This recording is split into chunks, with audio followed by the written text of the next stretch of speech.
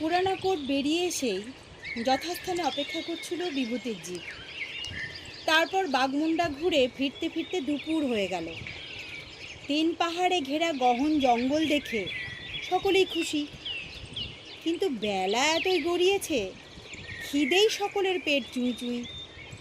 ভাগ্যিস পার্থ বুদ্ধি করে এক ছড়া কলা সঙ্গে নিয়েছিল, তাই খেয়েই কোনো ক্রমে পিত্ত রক্ষা হয়েছিল।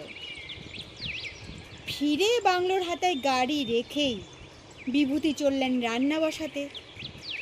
ঘি সহযোগে ডিম সেদ্ধ, আলু সেদ্ধ, ভাত আজ দুপুরের মেনু। গাড়ির আওয়াজ পেয়ে বিট অফিসার এসে উপস্থিত। সকালের সেই শুকনো শুকনো ভাবটা আর নেই। খুশি খুশি মুখে পূর্ণচন্দ্র জানালেন, আমাদের রেঞ্জ অফিসার এসেছিলেন ম্যাডাম, চাকরিটা আমার বেঁচে গেল। সব দেখে শুনে তিনি আমায় ক্লিন চিট দিয়েছেন। টুপুরকে অবাক করে মিতিনও হাসল।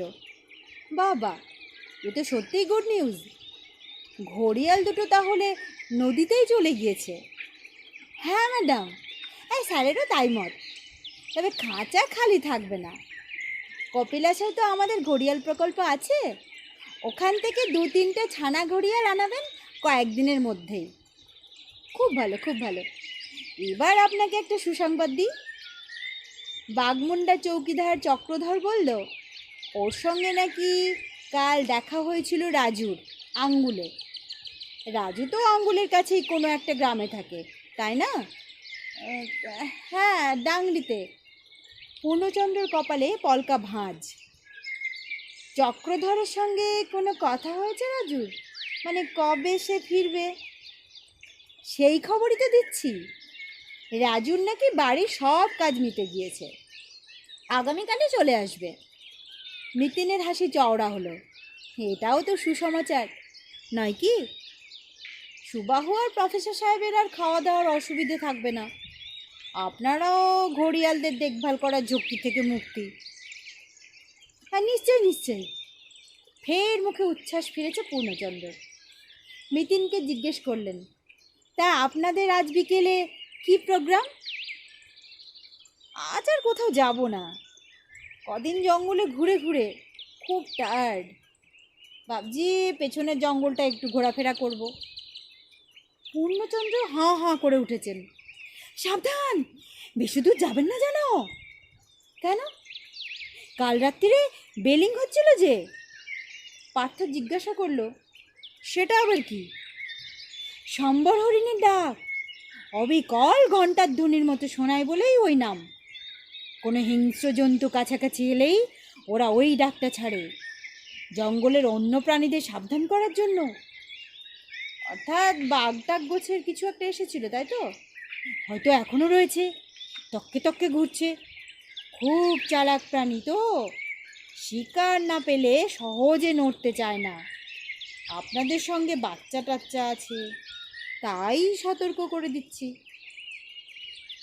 থ্যাঙ্কস, মিতিন মাসি বললেন। আমাদেরও অ্যাডভেঞ্চারের শখ নেই। বন দেখা হলো, নৌকায় চড়লাম, এই তো যথেষ্ট। আজ রাত্রিরে চটপট শুয়ে পড়ব। লম্বা একটা ঘুম দিয়ে কাল সকালের প্রস্থান। সেই ভালো, সেই ভালো। শরীরটাও ফ্রেশ থাকবে। চাইলে ফেরার পথে একবার কপিলাসটাও ঘুরে যেতে পারেন। চমৎকার একটা লেক আছে, ছোটোখাটো পাহাড়ও আপনাদের নিশ্চয়ই ভালো লাগবে। দেখি কি করা যায়। চলে গেলেন পূর্ণচন্দ্র। টুপুররা রুমে এলো।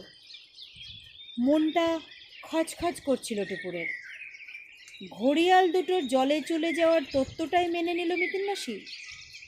তাহলে জঙ্গলে ঘুরে ঘুরে অত সব অনুসন্ধানের কী অর্থ? বাগমুন্ডার বাংলোয় চৌকিদারের সঙ্গে মিতিন মাসি আলাদা কথা বলছিল বটে, কিন্তু রাজু যে কালই ফিরছে এই কথাটা তো একবারও বলল না। জঙ্গলে ঢুকে মাসি বঞ্জি কী করছিল তা জানতে কত খোঁজালো পার্থমেশো, কোনো উচ্চবাচ্যই করল না মিতিন মাসি। দেখা দেখি টুকুরকেও চুপ মেরে থাকতে হলো। না, সত্যি মিতিন মাসির মনের তল পাওয়া ভার। খেয়ে দে সেই যে বিছানায় চোখ বুজে শুলো, আর ওঠেই না। ডেকে ডেকে হতাশ হয়ে বুমবুমকে নিয়ে পার্থমাসের সঙ্গে বেরিয়ে পড়ল টুকু। হাঁটতে হাঁটতে নদীর কাছে গিয়ে চক্ষুচড়ক গাছ, কর্মবীর শক্তিধর তো বেপাত্তায়, তাদের তাঁবুটাও আর নেই। বাংলোয় ফিরে পূর্ণচন্দ্রের মুখে শুনল তারা নাকি সকালেই চেক আউট করে বেরিয়ে গিয়েছেন, সম্ভবত অঙ্গলগামী কোনো বাসে। সংবাদটা মিতিন মাসিকে দেওয়ার পরও তার কোনো হেলদোল নেই। একবার প্রফেসর সাহেবকে দেখতে যাওয়ার প্রস্তাব পারল পার্থমেশো, আর মিতিন মাসি গায়ে করল না।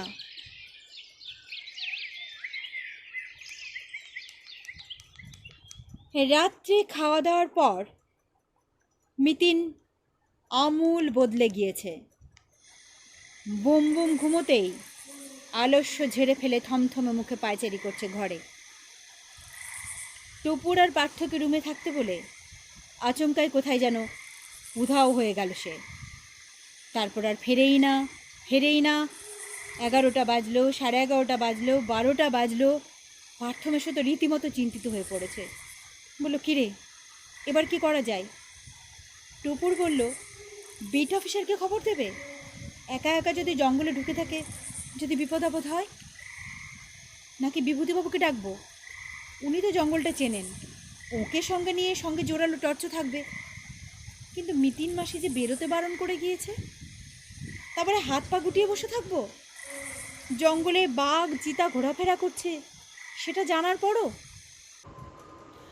পার্থমেশো মাথা ঝাঁকাচ্ছে।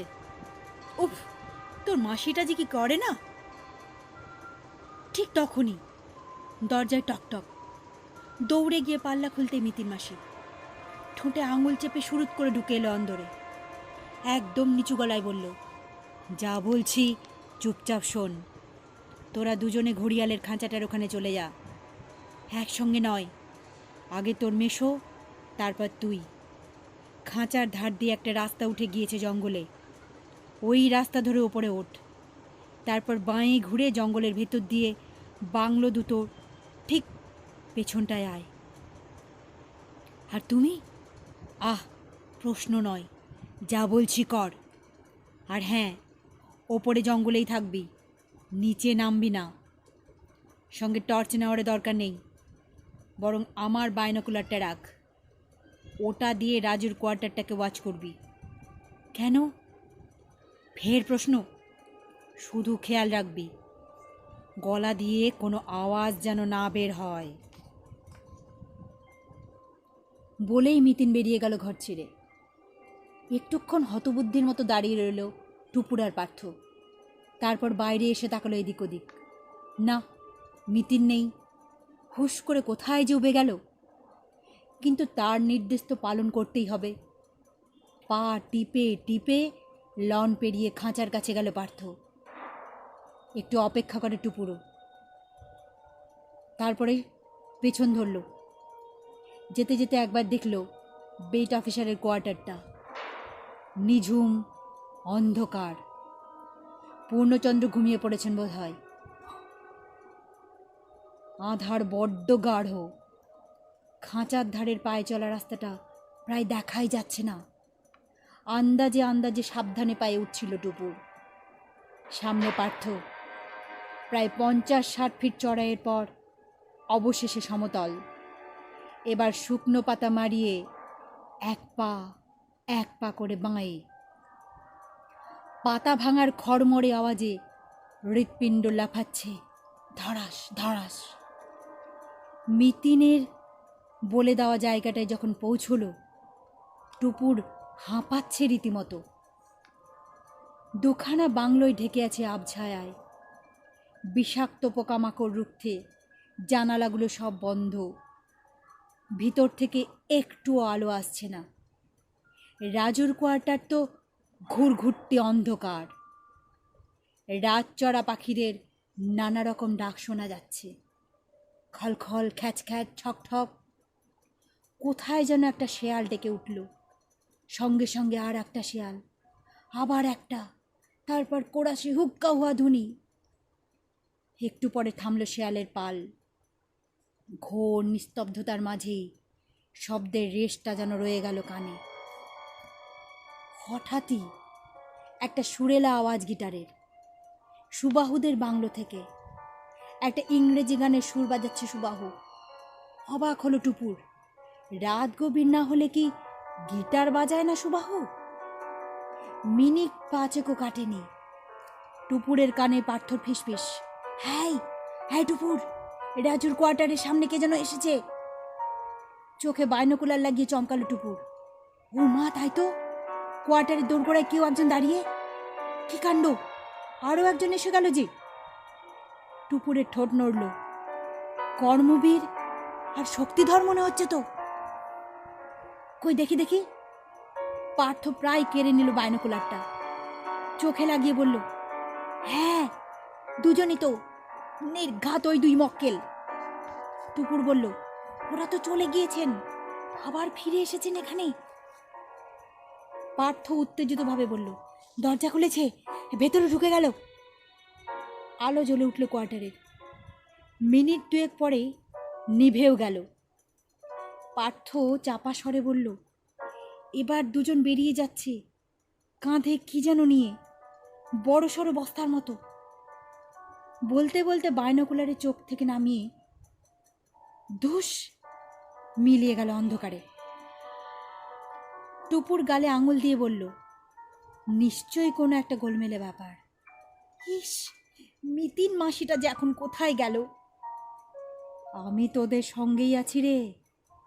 টুপুরের কাঁধে হঠাৎ মিতিনের হাত। মৃদুস্বরে মিতিন বলল, চল, কাজ হয়ে গিয়েছে, এবার নামা যাক। কি কাজ? ঘড়িয়াল চোর ধরা। কর্মবীর আর শক্তিধর। পার্থ চেঁচিয়ে উঠতে গিয়ে গলা নামালো, কিন্তু ওরা তো পালিয়ে গেল। চোর ডাকাতরা কি আমাকে ফাঁকি দিয়ে অত সহজে পালাতে পারে? মিতিনের স্বর শীতল, এসো আমার সঙ্গে। বলেই অন্ধকারে তরতরিয়ে নামতে শুরু করল মিতিন। পার হলো রাজুর কোয়ার্টার, তারপর আচমকায় ঘুরে সুবাহুদের বাংলোয়। টুপুর অবাক হয়ে বলল, এখানে কেন? কর্মবীর আর শক্তিধরকে কি এখানে পাবে? আহ, প্রশ্ন করিস না, মজাটা দেখ। দরজায় করাঘাত করল মিতিন। অন্দরে গিটারের আওয়াজটা থামল। সুবাহুর স্বর উড়ে এলো, কে? আমি, মানে পাশের বাংলোর। মিনিট খানেক কোনো সাড়া শব্দ নেই। তারপর দরজা খুলেছে সুবাহু। এত রাতে মিতিনদের দেখে বিস্মিত যেন। বলল, আপনারা এখন? কাল সকালবেলা বেরিয়ে যাব তো, ভাবলাম একবার দেখা করেই যাই। আপনি গিটার বাজাচ্ছিলেন, ভাবলাম জেগেই আছেন। মিতিন হাসল। প্রফেসর সাহেব এখন কেমন? জ্বর নেমেছে? হ্যাঁ, একটু আছে এখনো, এবার পুরোপুরি ছেড়ে যাবে। মিতিন মুচকি হাসল। আমাদের ভেতরে আসতে বলবেন না? হ্যাঁ হ্যাঁ হ্যাঁ হ্যাঁ, আসুন না, আসুন আসুন। অন্দরে পা রেখে মিতিন তাকালো এদিক ওদিক। আপনার গিটারটা দেখছি না যে, স্যারের রুমে রেখে এলেন বুঝি? হ্যাঁ হ্যাঁ, নিয়ে আসুন না, একটু বাজান শুনি। না না, সুবাহু যেন লজ্জা পেল। তার চেয়ে বরং আপনাদের সঙ্গে খানিক গল্পই করি। গল্প করতে করতে না শুনবো, বাজানোর পরিশ্রমটুকুও তো আপনাকে করতে হবে না। শুধু একবার ও ঘরে গিয়ে সিডি প্লেয়ারটা আবার চালিয়ে দিন। সুবাহুর মুখ পলকেই ফ্যাকাশে। থতমতভাবে বলল, মানে? আশ্চর্য, আমার সোজা কথাটার মানেই বুঝলেন না? মিতিনের স্বর সামান্য রুক্ষ হলো। এখনো কি বুঝতে পারছেন না? আপনার খেল খতম, থুরি আপনাদের। কি বলছেন আবোল তাবোল? সুবাহু কান ঝাঁকালো, বিস্মিত গলায় বলল, কি খেল? কিসের খেল? একটা নয়, অনেক। লম্বা লিস্টে যাচ্ছি না, শুধু বড় খেলাটাই বলি। মিতিনের গলা ক্রমশ করা হচ্ছে। দুখানা নিরীহ দুষ্প্রাপ্য ঘড়িয়ালকে মেরে তাদের চামড়া ছাড়িয়ে বাক্সবন্দি করে চম্পট দেওয়ার বন্দোবস্তটি তো পাকা। এটা কিন্তু ধরা পড়ে গিয়েছে, আর তো আপনাদের রেহাই নেই। থামুন তো। সুবাহু তেড়ে উঠল। কী সব উল্টোপাল্টা অভিযোগ আনছেন? জানেন আমরা কে? খুব জানি। বেআইনি পশু চামড়া চালানোর যে আন্তর্জাতিক চক্রটি ভারতের জঙ্গলে জঙ্গলে শিকার করে বেড়াচ্ছে, আপনারা তাদেরই দুই পান্ডা। রিসেন্টলি সুন্দরবনে একটা সাকসেসফুল অপারেশন করে এসেছেন। এখানেও যেভাবে ঘুঁটি সাজিয়ে ধাপে ধাপে এগিয়েছিলেন, কাজ হাসিল করে নির্বিবাদে পালিয়ে যেতে পারতেন। মিতিনের ঠোঁটে ব্যঙ্গের হাসি ফুটে উঠল। কিন্তু আপনাদের কপাল খারাপ।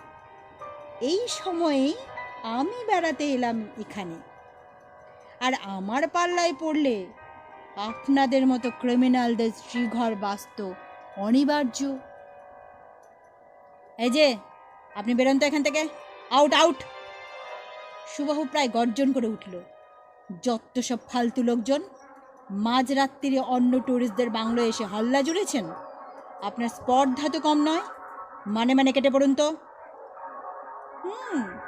এখনো তেজ কমেনি? হ্যাঁ? মিতিনও পাল্টা গড়া চাড়ল। যাব নাকি পাশের ঘরে? এখনো নিশ্চয়ই ফলস গিটারের বাক্সটায় চামড়া ভরে উঠতে পারেননি। তাছাড়া স্কেলিটন দুটোও তো এখনো রাজুর কোয়ার্টারেই পড়ে। কথা শেষ হয়েছে কি হয়নি, পাশের ঘর থেকে হঠাৎই ইন্দ্রজিৎ সেনের উদয়।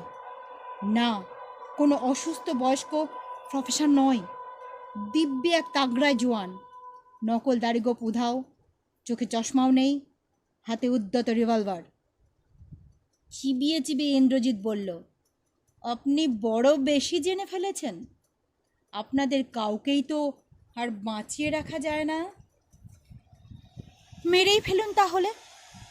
মিতিনের কোনো তাপ উত্তাপ নেই, বাঁকা সুরে বলল, তারপর বেঁচে বেরোতে পারবেন তো? বেরোতে পারবেন পম্পাসার চেকপোস্ট? এই না হলে মেয়ে টেকটিকের বুদ্ধি। আমরা ওই পথে যাবই না। রিভলভারের নলটা একবার টুপুরকে তাক করল। ইন্দ্রজিৎ পরক্ষণে নল ঘুরিয়েছে পার্থর দিকে। তাচ্ছিল্যে সুরে বলল, ঘাটে নৌকো বাঁধা আছে ম্যাডাম, নদী পথে গিয়ে ওপারে চামুন্ডিয়ায় নামবো। তারপর ফরেস্ট ডিপার্টমেন্ট আমাদের টিকিও ছুঁতে পারবে না। কিন্তু নৌকোটা যে আর নেই। মাঝি শুদ্ধ নৌকো আমি তো ভাগিয়ে দিয়ে এসেছি। কি কি বলেন? ইন্দ্রজিতের চোখে আগুন জ্বলে উঠল। রিভলভারের নল মিতিলের দিকে ঘুরিয়ে বলল, প্রথম গুলিটা তো তাহলে আপনার কপালেই নাচছে। তারপর ওই দুটোকে ফিনিশ করে ল্যাশগুলোকে ভাসিয়ে দেব জল। আর কোনো প্রমাণই থাকবে না। খচ করে একটা শব্দ হলো সেফটি ক্যাচ তোলার। পরক্ষণে অত্যাশ্চর্য কাণ্ডটা ঘটালো মিতিন। বিদ্যুৎ বেগে জিন্সের পকেট থেকে বের করলো রিভলভার। ইন্দ্রজিৎকে বিন্দুমাত্র প্রস্তুতির অবকাশ না দিয়ে সরাসরি গুলি করেছে তার হাতে।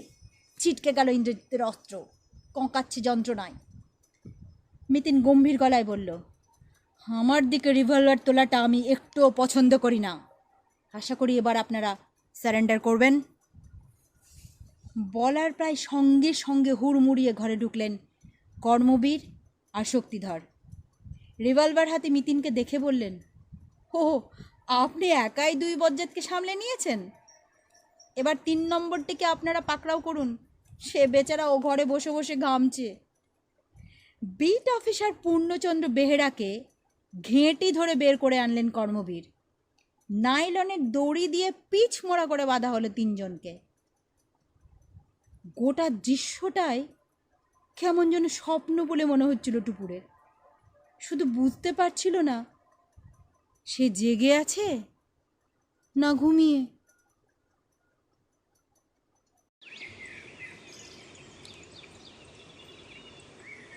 ওফ, রাত একখানা গেল বটে। পুরানা কোর্ট থেকে জিপ হাঁকিয়ে চলে এলেন রেঞ্জার সাহেব। আঙুল থেকে গাড়ি ভর্তি পুলিশও হাজির। চোরাই মালপত্র সমেত 3 অপরাধীকে হাত কড়া পরিয়ে পুলিশের গাড়ি যখন রওনা দিল সাতকোশিয়ার জঙ্গলে, তখন ভোরের আভাস। পাখিরা ডাকাডাকি শুরু করেছে। পূব আকাশে লাগছে রঙের ছোঁয়া। এরকম একটা রোমহর্ষক রাতের পর আর কি বিছানায় যেতে মন চায়? ঘুম তো উবেই গিয়েছে টুপুরের চোখ থেকে। পার্থ আর মিতিনের সঙ্গে সে বসে আছে বাংলোর লনে, ফুরফুরে প্রভাতী হাওয়া খাচ্ছে। বিভূতি চা নিয়ে এলেন। মাঝরাতে হল্লাগুল্লার আওয়াজে বিছানা ছেড়ে উঠে এসেছিলেন তিনি। তারপর থেকে গোল গোল চোখে দেখছেন সব কিছু। শ্রদ্ধা মিশ্রিত স্বরে মিতিনকে বললেন, ম্যাডাম, আপনি তো কামাল করে দিয়েছেন। এবার আপনি কামাল করুন। জঙ্গলের শেষ ব্রেকফাস্টে জমিয়ে বানান তো, বেশ মোটা মোটা আলুর পরোটা, যা এখন অনেকক্ষণ পেটে থাকবে। কি পারবেন? ঢক করে ঘাড় নাড়লেন বিভূতি। হাসি হাসি মুখে বললেন, ওই দুই বাবু আসবেন কি? ওদের জন্য বানাবো? আরে না না, ওরা তো ফরেস্ট ডিপার্টমেন্টের লোক, রেঞ্জার সাহেবের সঙ্গে চলে গিয়েছেন, উনিই ওদের ফেরার ব্যবস্থা করবেন। বিভূতি রান্নাঘরের দিকে চলে যেতেই টুপুর লজ্জা লজ্জা মুখে বলল, কর্মবীর আর শক্তিধরবাবুকে আমি ভুল বুঝেছিলাম, আন্দাজে করতে পারিনি। ওরা বন বিভাগের বিশেষ সুরক্ষা বাহিনীর অফিসার, চোরা শিকারি ধরতে হানা দিয়েছিলেন সাতকোশিয়ায়। পার্থ বলে উঠল, ওদের ফটোটাই তো আরও গণ্ডগোল পাকিয়ে দিল। জঙ্গলে রিভলভার নিয়ে ঘুরছেন, প্রচার ছাড়া আর কি ভাবব?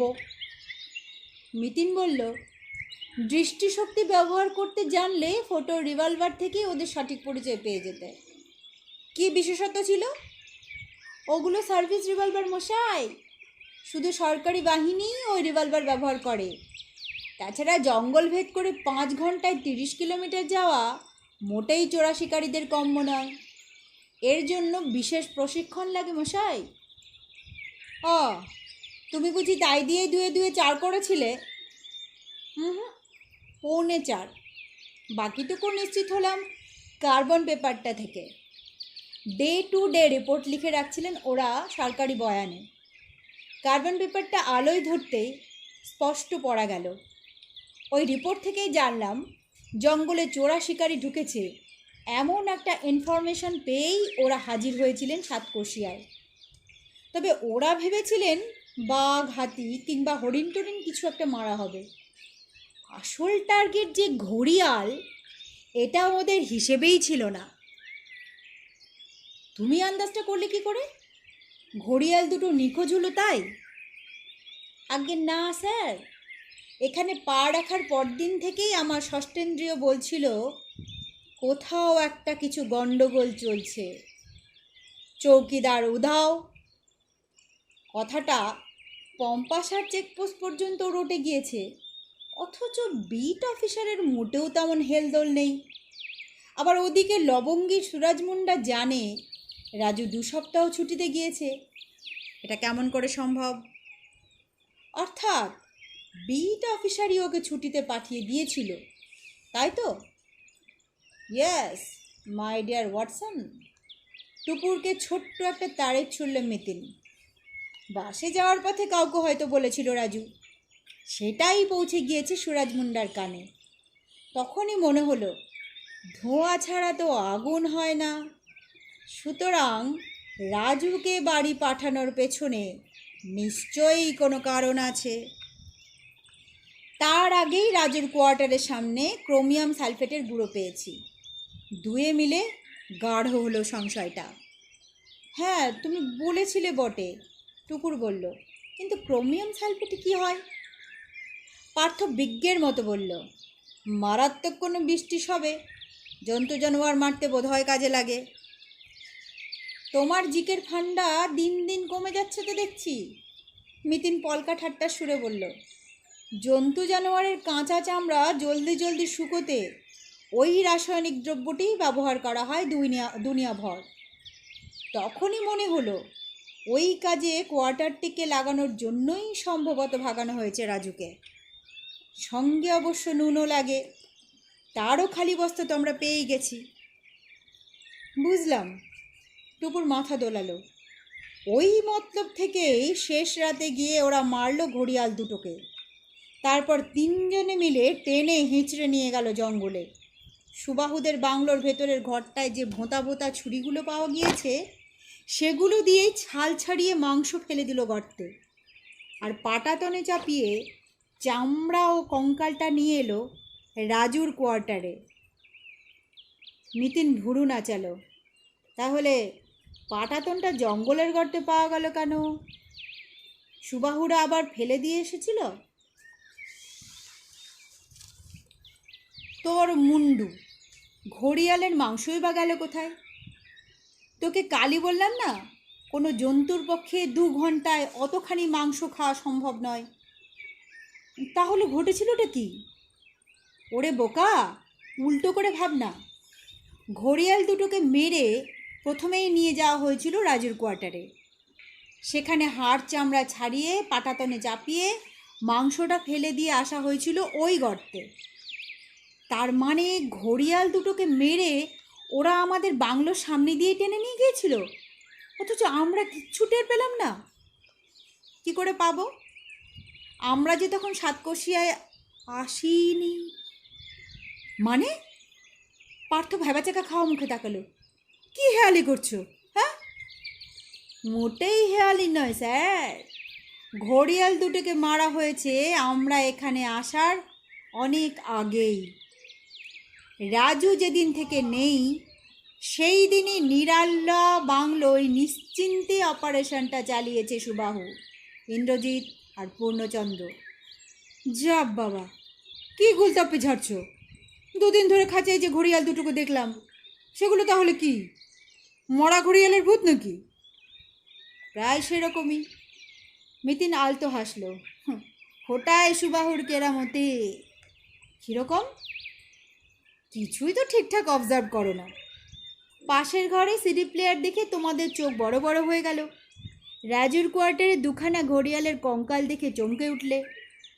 অথচ ড্রেসিং টেবিলের ওপর পড়ে থাকা পলিথিনের বস্তুটির দিকে তোমরা ফিরেও তাকালে না।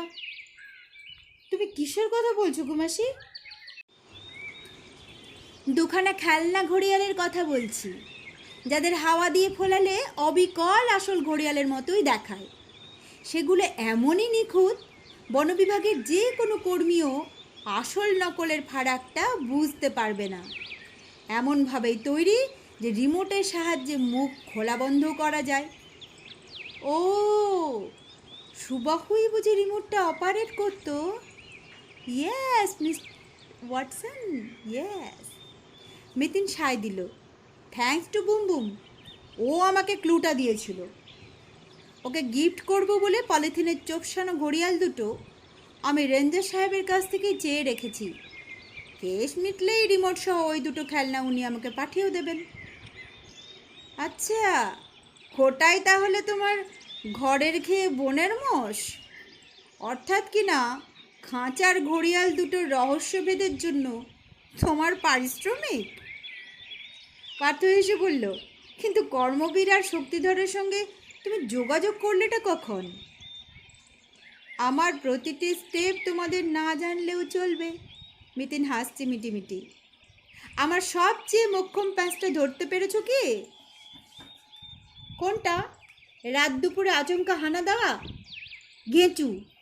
ওই যে বিট অফিসারের কানে ভাসিয়ে দিলাম, রাজু কাল ফিরে আসছে। তাতেই তো রাতারাতি মাল সরানোর তাড়া পড়ে গেল।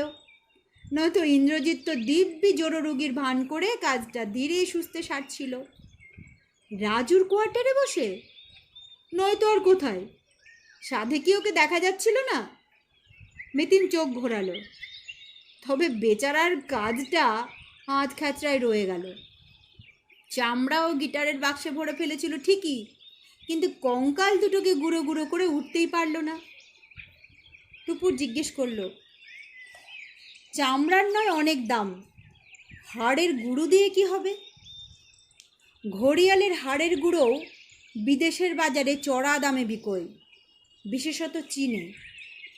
ওই হাড়ের গুঁড়ো দিয়ে ওরা অনেক ওষুধ বিষধ বানায় কি না? ও, টুপুর যেন আবার খানিক উদাস। পরশুই মিতিন মাসি বলেছিল, আর আর 5টা সরীসৃপের মতোই ঘড়িয়ালের রক্ত ঠান্ডা, মানুষের মতো যে কোনো আবহাওয়ার সঙ্গে মানিয়ে নেওয়ার ক্ষমতাও নেই ঘড়িয়ালদের। তাই পরিবেশে সামান্য বদল হলেই বেচারারা মারা পড়ে দলে দলে। তার ওপরে এভাবেই যদি ক্রমাগত সুবাহু ইন্দ্রজিৎদের মতো মানুষদের লোভের শিকার হয়, ধরাধাম থেকে প্রাণীটাই তো ধীরে ধীরে মুছে যাবে। মানুষ কি নিজেকে ছাড়া আর কাউকেই দুনিয়ায় টিকতে দেবে না? পাহাড়ের ফাঁকে উঁকে দিচ্ছে সকালের প্রথম সূর্য। লনে সবুজ ঘাস নরম হলুদ আলোয় মাখামাখি। তীক্ষ্ণ সুরে ডেকে উঠল একটা মাছরাঙা। মিশকালো ভীমরাজ নেচে বেড়াচ্ছে এদিক ওদিক। কত যে রং বেরঙের পাখি বেরিয়ে পড়েছে সেজে গুজে।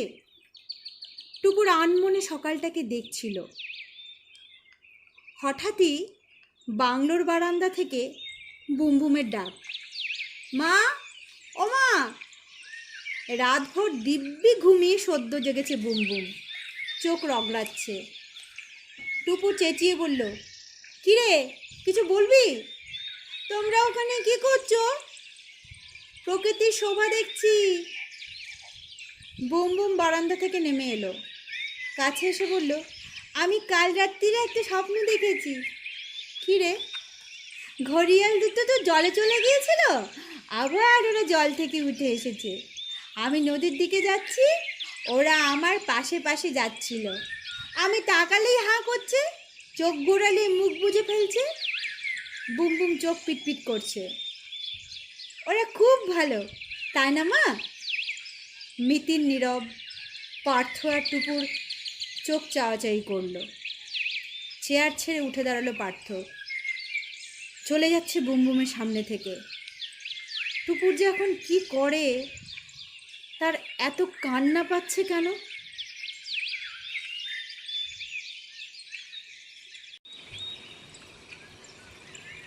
শেষ হলো সুচিত্রা ভট্টাচার্যের লেখা গল্প টিকর পাড়ায় ঘড়িয়াল। আপনারা যারা আমাদের সঙ্গে ছিলেন তাদেরকে অনেক অনেক ধন্যবাদ। আমরা খুব তাড়াতাড়ি আমাদের পরবর্তী গল্প নিয়ে আসছি। আশা করি আপনারা আমাদের সঙ্গেই থাকবেন। সকলে সুস্থ থাকবেন, ভালো থাকবেন।